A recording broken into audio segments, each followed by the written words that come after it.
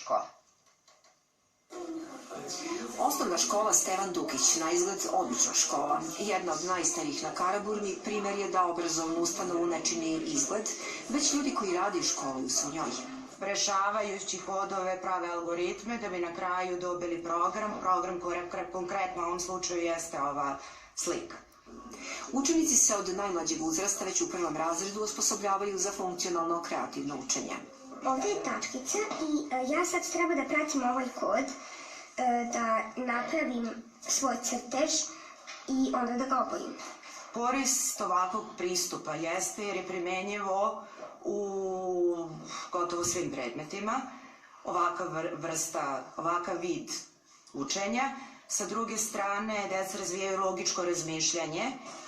Meni je to baš lepo i osjećam se lepo kad ih radim, zato što je zabavno i volim da radim ovakve radove. Od pre nekoliko godina škola se uključila i u projekat Erasmus+. To je program za obrazovanje, stručno usavršavanje omladine i sporta Evropske unije sa naglaskom na digitalnoj bezbednosti. Mi smo na času francuskog i igramo kviz koji se zove Kahoot i takmičimo se, podeljeni smo u grupe, svako ima svoj telefon i prati šta se dešava na telefonu. Nekoliko profesora na čelu sa direktorkom škole prepoznalo je kapacitete svojih učenika koje na specifičan način već nekoliko godina osposobljavaju za što jednostavnije, ali i bolje kreativno razmišljanje. Trudimo se da bude svake godine sve bolje i bolja.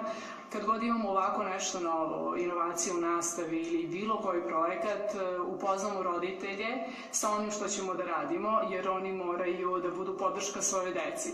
Kad roditelji vide kako učenici, kako njihovo dete napreduje, da sa manje vremena i sa, da kažem, manje uloženog truda kroz neku igru dobije bolje ocene, onda oni podržavaju takav način rada.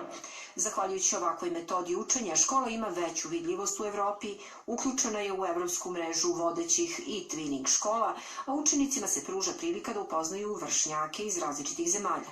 Kada ima volje, ima i načina da se radi bolje, a ova škola iz godine u godinu potvrđuje da obrazovno-vaspitni rad može biti unapređen i usklađen sa potrebama i mogućnostima škola, učenika i nastavnika.